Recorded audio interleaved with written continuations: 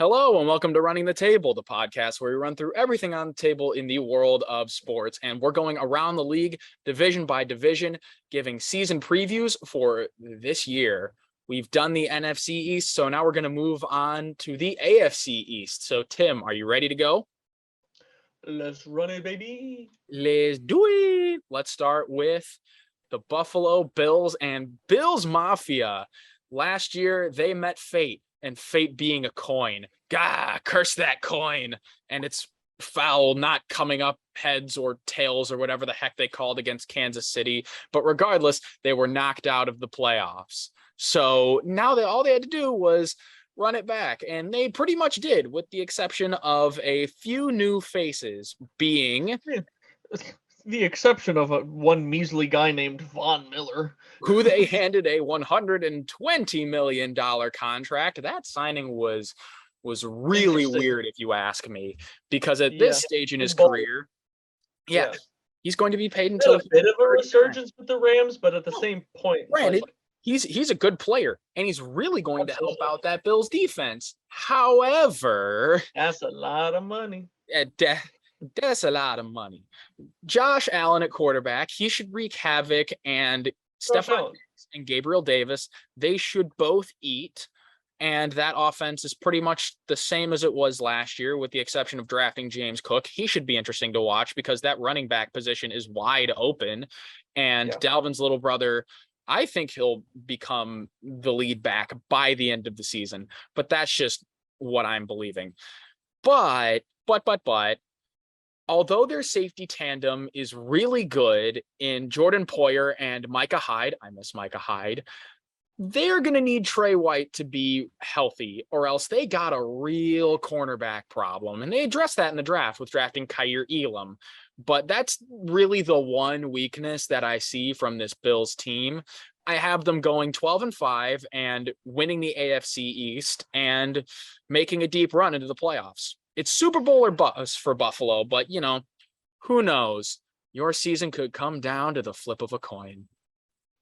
I mean, they're a team that has all the pieces. Flip jokes. Coin flip jokes. You pain my soul. They're a team that has all the pieces to make a very similar run to last year. It's hard to see how their offense is not going to be very good. And one of the things I think that intrigues me is the addition of Jamison Crowder, who has been a subtly decent wide receiver on a very piss poor Jets team over the past couple of years.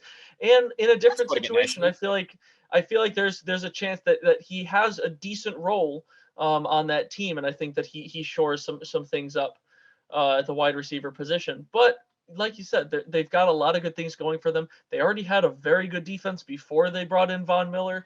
So I think that makes that defensive line even that much more dangerous for them. And overall, I think there's a lot of things to like about this Bills team. I do think that the addition of James Cook in the draft is going to be very interesting for them, because that running back position has always been the big question mark for them. They've gotten away with not really needing to run the ball that efficiently or that much, because Josh Allen has been their running back. Yeah, honestly. But I think one of the things that's even more interesting is the fact that James Cook could have even more an effect in the passing game as a running back than he will as an actual rushing running back. That's interesting. That being said, I really like them. I think they're going to have a very good regular season. Now, once again, the playoffs is a whole other story, as it's been proven. Anything can happen then. But I see the Bills actually going all the way to 14-3 in the regular season. I have them as the best record in the NFL, with very few hiccups, just because of the completeness of this team. And as we found, a very good defense wins you games that sometimes you don't deserve to win. And sometimes I think that's what's going to happen this season. Even when sometimes the offense has a bit of a hiccup, this defense is going to pick up the slack for them. And that's Buffalo, Super Bowl or bust. But now we'll go down to South Beach, because Miami has the Dolphins, the greatest football team. And they no longer have 2 picks from the next couple of years. Oh, Tim. No, but they do have Tyreek Hill, who they traded for. They gave up most of the picks. Not very, very interesting additions. Yeah, they completely revamped that offense. They got 3 running backs in the form of Chase Edmonds, Raheem Mostert, and Sony Michel. They brought in Tyreek Hill and Cedric Wilson. They shored up that offensive line with Connor Williams and Teron Armstead. So I can't wait to watch this Dolphins offense. They should fly, or in their case, swim. But the one question I have. Swim super fast. Yes, Tim, Dolphins do swim pretty fast. But the one question I do have is Tua. Although I do believe he's criminally underrated as a quarterback, he still has yet to prove the doubters wrong. And that's not an indictment of Tua Tagovailoa as a QB. He just doesn't This is have his the track season. record. This is his season to put that out there, to build that resume of, hey, now that I have the weapons, now that I have the roster around me, this is what I really can do. And to his credit, I think he will be able to do that for the most part. I'm actually a bit higher in them than you are. I see them going all the way 11-6 with the talented team.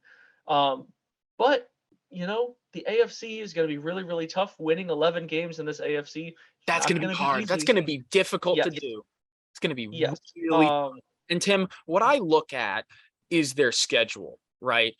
Scheduling is especially rough for the Dolphins early and late.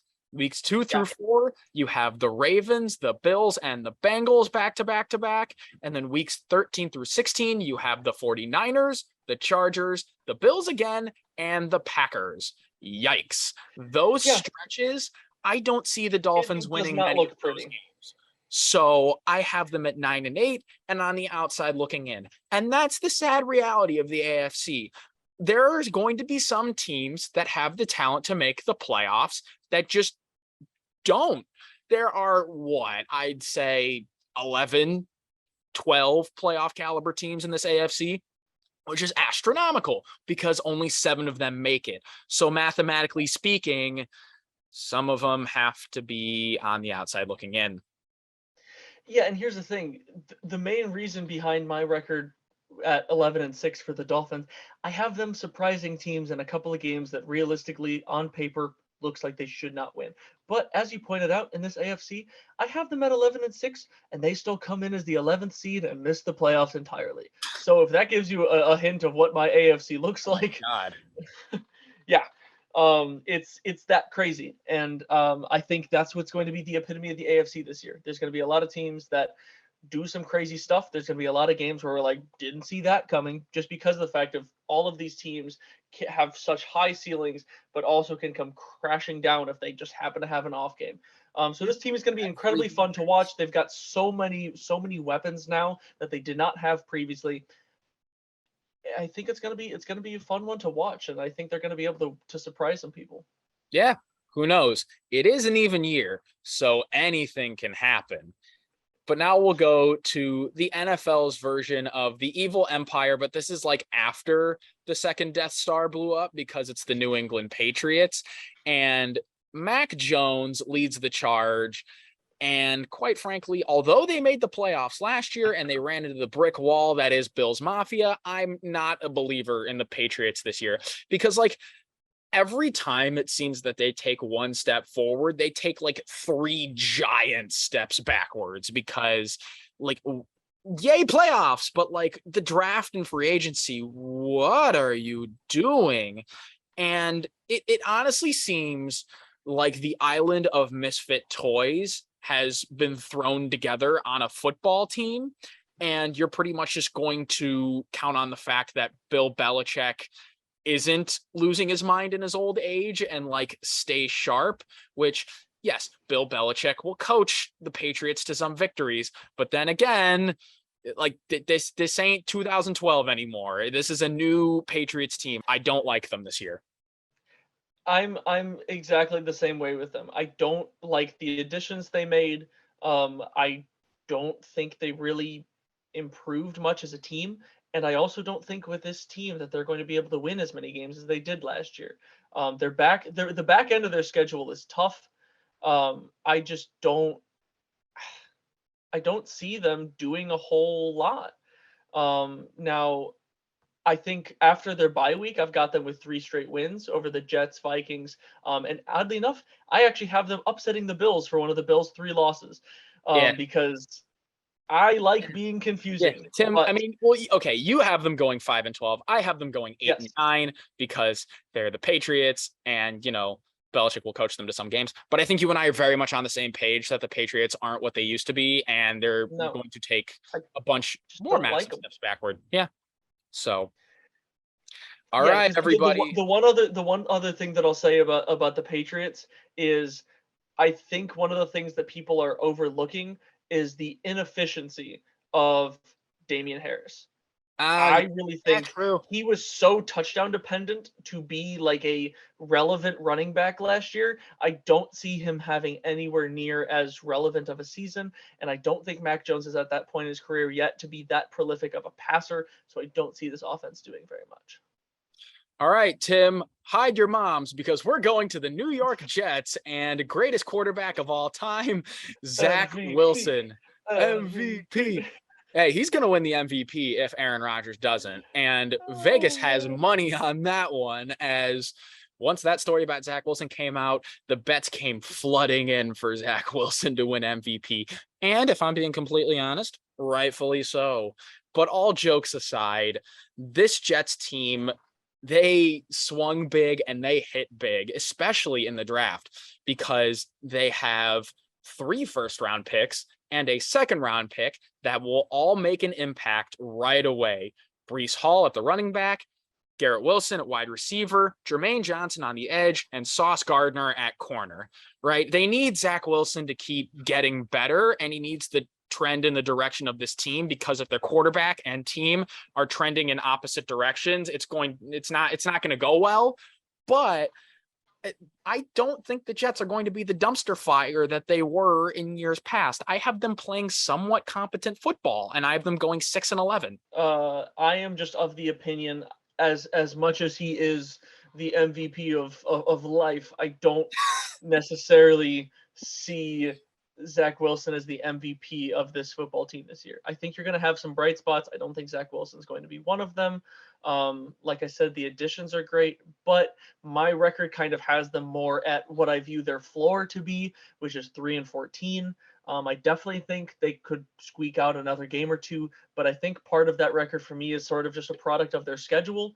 I think they don't have a particularly easy schedule. They face a lot of tough teams. And I just think that I think they're going to be a team that sort of plays down to the level of their competition sometimes, and that's going to cause them to get snake bit on some of the teams that they actually should beat, given the talent that they have and have obtained going into this year. Yeah, I think we're on the opposite ends of the spectrum about the Jets. I have them playing more towards their ceiling, and you have them playing towards their floor. But that's okay. This is the fun thing about this. We don't have to agree at all. But hey, that's the AFC East, and that's the AFC in general. We don't know what the heck is going to happen. But we're halfway done. 4 divisions are down. Tim, I don't know if that song is copyright or not. Let's not. That's why I sang 2 notes. Anyway, we'll be continuing our trip around the NFL doing season preview, so stay tuned for that. We'll also have a bunch of stuff coming as this season unfolds, and we can't wait. So like and subscribe for more stuff from us, and we out.